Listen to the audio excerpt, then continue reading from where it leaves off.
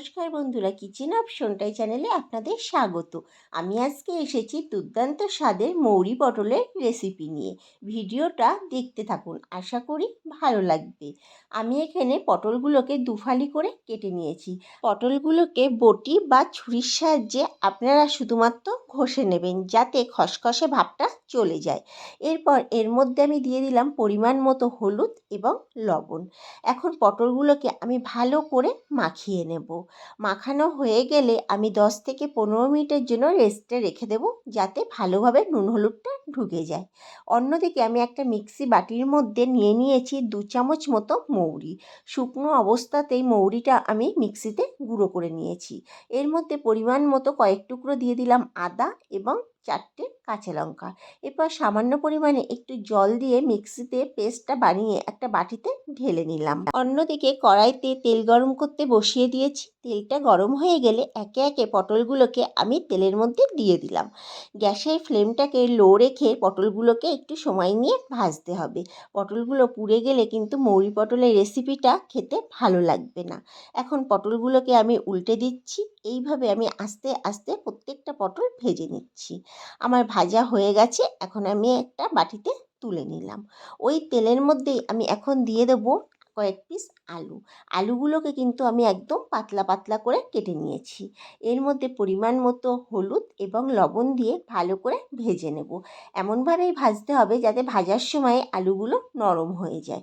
এর জন্য কড়াইটাকে আমি 5 মিনিটের জন্য ঢেকে দিলাম। ঢাকনাটা তুলে আবারও একটু ভালো করে নাড়িয়ে নিচ্ছি। এখন আমি আলুগুলোকে তুলে নিচ্ছি। এবার ওই তেলের মধ্যে একটা কাঁচা লঙ্কা দিয়ে দিচ্ছি। কাঁচা লঙ্কাটাকে একটু ভেজে নেব। ভাজা হয়ে গেলে ওই তেলের মধ্যেই আমি দিয়ে দেব মৌরি এবং আদার পেস্ট। এর মধ্যে পরিমাণ মতো হলুদ এবং লবণ দিয়ে ভালো করে কষিয়ে নেব। মশলাটা একটু ফুটে উঠলে দিয়ে দিচ্ছি 2 টুকরো দারচিনি এবং হাফ চামচ মতো রেড চিলি পাউডার। এখন সব কিছু একসাথে মিশিয়ে নিচ্ছি আর দিয়ে দিলাম হাফ চামচ মতো চিনি। নিরামিষি রান্নায় একটু চিনি ব্যবহার করলে স্বাদটা ভালো হয়। এখন ভেজে রাখা আলু পটলগুলোকে দিয়ে ভালো করে নাড়িয়ে নিচ্ছি, যাতে মশলাটা ভালো করে আলু পটলের মধ্যে ঢুকে যায়।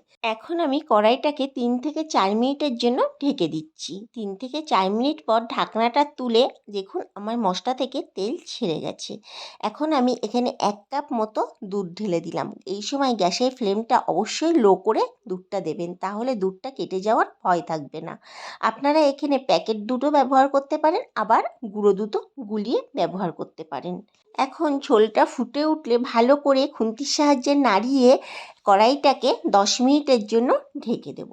10 মিনিট পর ঢাকনাটা তুলে আমার ঝোলটা দেখুন কতটা শুকিয়ে এসছে। এখন আমি কড়াইয়ের থেকে নামিয়ে নিচ্ছি। তৈরি হয়ে গেল আমার দুর্দান্ত স্বাদের মৌরি পটলের রেসিপি। বাড়িতে যারা পটল খেতে পছন্দ করেন না, এইভাবে রেসিপিটি বানিয়ে দেখবেন, আশা করি খুবই ভালো লাগবে। আর মৌরি আমাদের শরীর ঠান্ডা রাখতেও ভীষণ সাহায্য করে।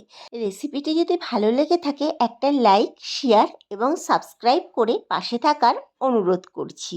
আর ফেসবুক পেজ থেকে যদি দেখে থাকেন, পেজটিকে ফলো করে দেওয়ারও অনুরোধ করলাম। দেখা হচ্ছে নতুন একটি ভিডিওতে।